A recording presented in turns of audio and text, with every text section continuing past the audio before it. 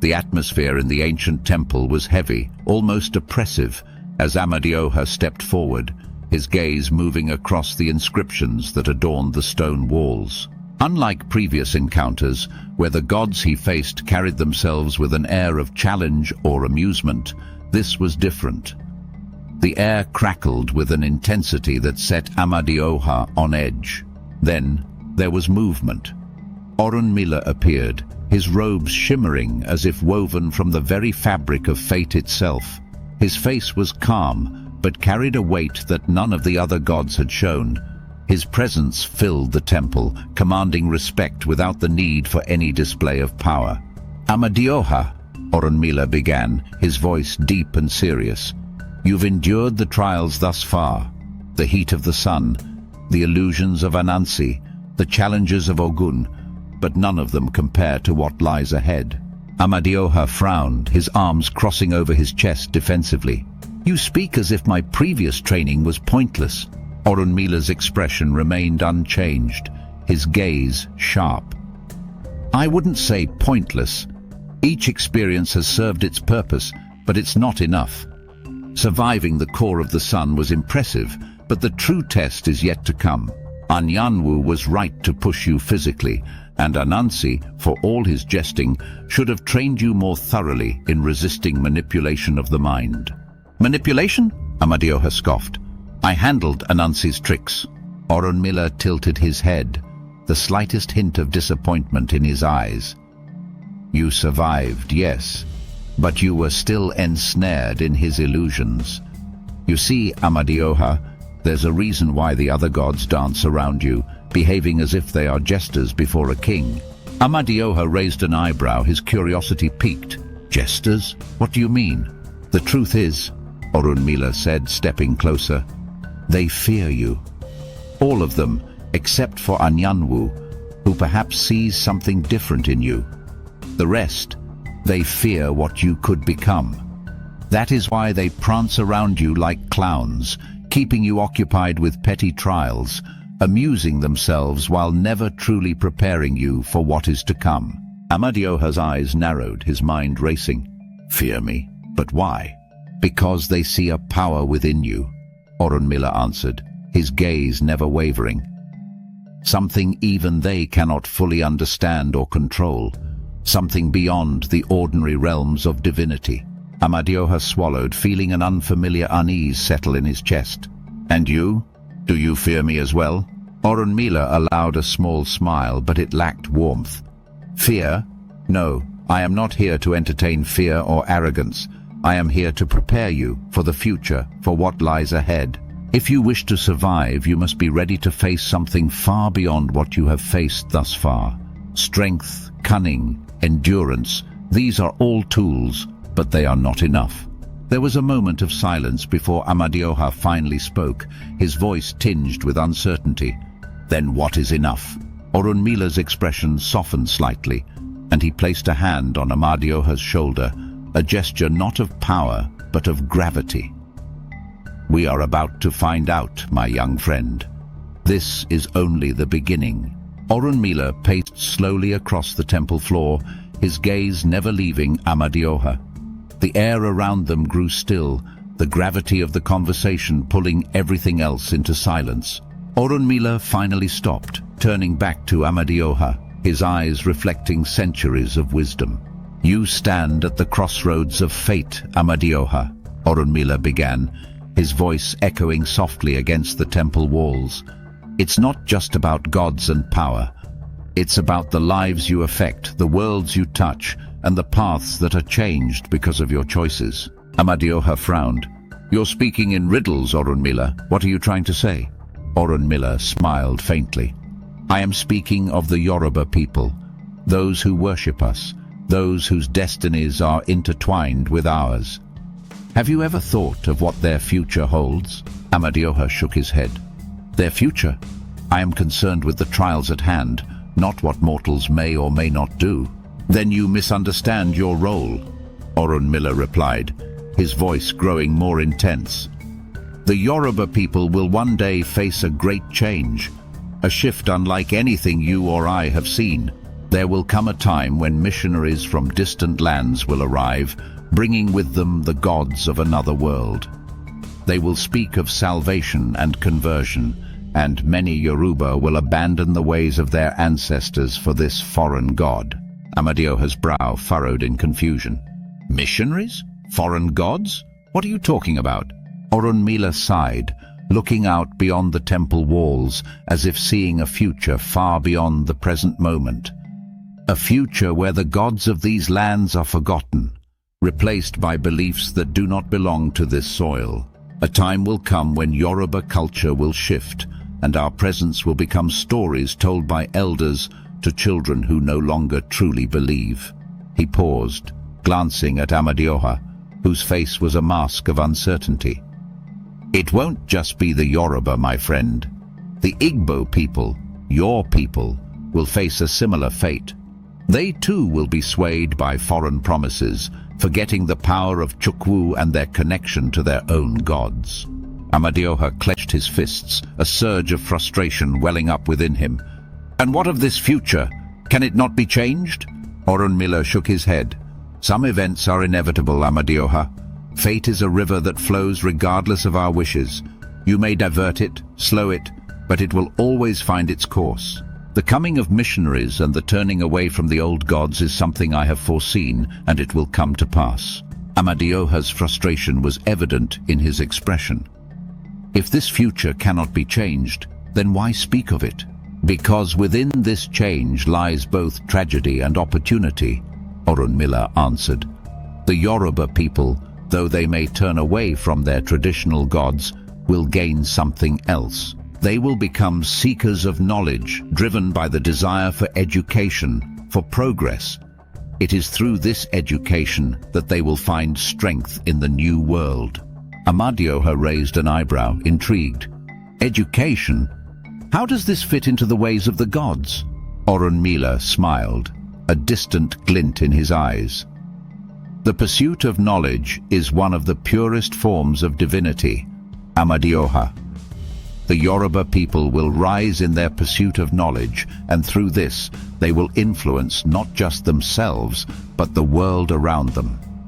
They will bring forth leaders, thinkers, visionaries, all driven by the thirst for wisdom. Amadioha looked thoughtful, absorbing Orunmila's words. So they will abandon us, but in doing so, they will find a new strength? Precisely, Orunmila said, nodding. Not everything lost is without gain. The balance of things, the shifting of powers and beliefs, it is all part of the grand design. Amadioha's eyes narrowed, his voice carrying a hint of defiance. But where does that leave us? The gods who were forgotten. What is our place in this future? Orunmila's gaze softened. Our place is not just in the prayers of mortals, Amadioha. Our place is in the balance of fate. Whether they remember our names or not, we are bound to this world. We are part of its fabric. And whether we like it or not, our roles will be defined not by worship, but by the actions we take when the time comes.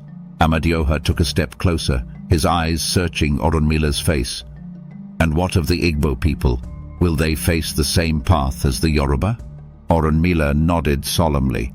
They too will face a time of change, of forgetting, but they will also rise in other ways. The spirit of the Igbo people is fierce, unyielding. They will endure even as they turn their gaze elsewhere. Their resilience will be tested, but they will not be broken. There was a silence between them, the weight of Orunmila's words pressing heavily on Amadioha. The god of thunder looked down, his thoughts racing. The future seemed uncertain, filled with loss and transformation that he could neither control nor fully comprehend. Orunmila placed a hand on his shoulder, his eyes filled with understanding. It's not easy to accept, I know, but remember, Amadioha, fate is not always kind, nor is it always cruel. It is simply what it is, and it is our role as gods to see it through. Amadioha swallowed, nodding slowly. Then tell me, Orunmila, what is my role in this future? What am I meant to do? Orunmila's smile returned, though it carried the weight of 1,000 lifetimes. That, my friend, is something only fate itself can reveal in time.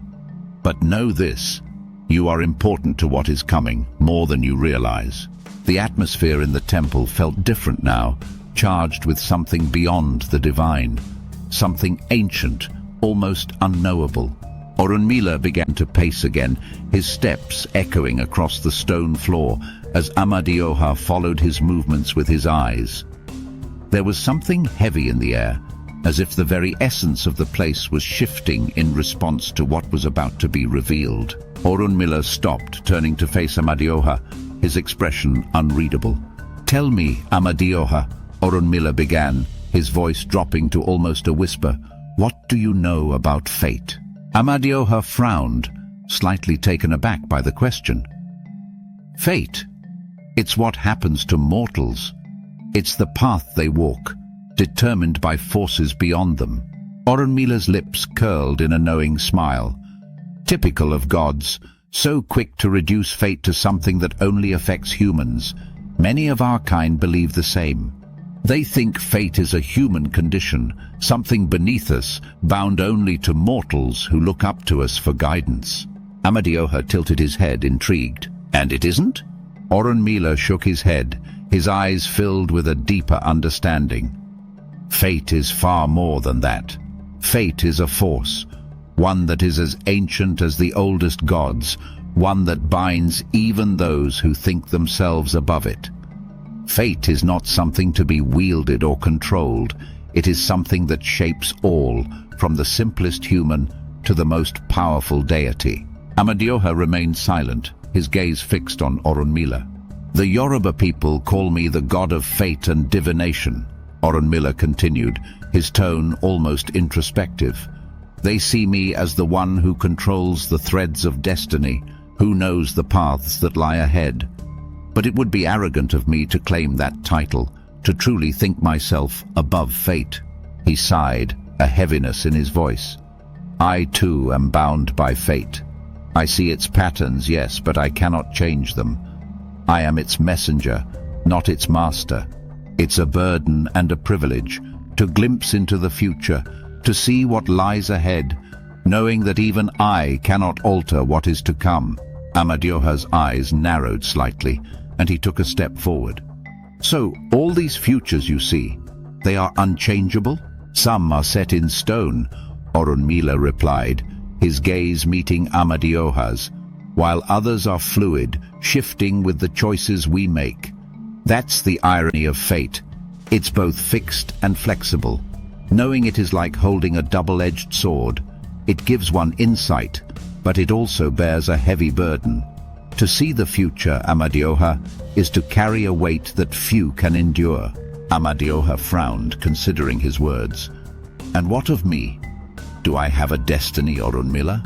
Am I also bound by fate?" Orunmila's eyes seemed to shimmer, and he smiled. "You are a god loved by fate, Amadioha. Have you never wondered why the other gods fear you, even if they do not show it outright?" Amadioha raised an eyebrow, his expression skeptical. "Fear me? Anansi spoke of it, but I still don't understand why." Orunmila nodded. "They fear what they do not understand, and you are something beyond their comprehension. You see, fate has chosen you for something greater, and that terrifies them, because even they do not know what that means. You are not just a god, Amadioha. You are something more." "More?" Amadioha echoed, his voice barely a whisper. "Yes," Orunmila said, stepping closer, his voice growing more intense. "You are the bridge between good and evil, between creation and destruction. Though you do not yet know it, there is a power within you, one that rivals the greatest forces in existence. You are not just a god of thunder. You are something much more profound." Amadioha took a step back, his heart pounding in his chest. "And what is this power you speak of?" "It is a power that comes into play when the balance of the universe is threatened," Orunmila said. "It is a power that manifests when the creative force, the very source of all things, detects a shift in the balance of existence. It is a power that rivals both the greatest good and the greatest evil. Amadioha swallowed, his voice uncertain. And why are you telling me this? Orunmila smiled, a glint of both sympathy and resolve in his eyes. Because in your training, I will teach you to borrow a mere fraction of this power. A fraction so small, it is almost insignificant.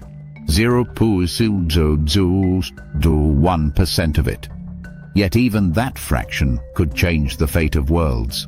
Amadioha's eyes widened, his mind struggling to comprehend what he was being told. Before he could speak, Orunmila raised a hand, stopping him. But that is for later. For now, you must understand that this power is both a gift and a curse. It will come with challenges beyond anything you have faced before, and when the time comes, you will have to decide how to wield it.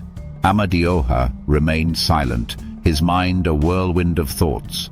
The implications of Orunmila's words were staggering. He was more than just a god of thunder. He was a force, a bridge, something destined to play a role in maintaining the balance of existence. Orunmila stepped back, his gaze softening. The balance of things must be maintained, Amadioha. When the universe falls out of balance, beings like you are activated. You are the bridge between yin and yang. Amadioha's voice trembled as he spoke. Beings like me. Am I not a god? Orunmila smiled, shaking his head gently. You are more than a god, my friend. You are a bridge between good and evil, a force that exists to maintain equilibrium. Within you lies a power that rivals both the great good and the great bad.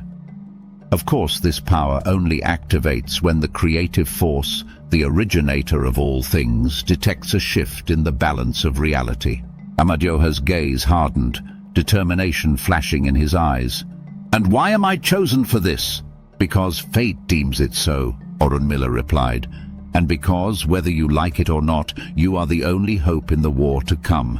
Amadioha took a deep breath, his mind buzzing with questions and fears. The weight of his destiny had never felt so heavy.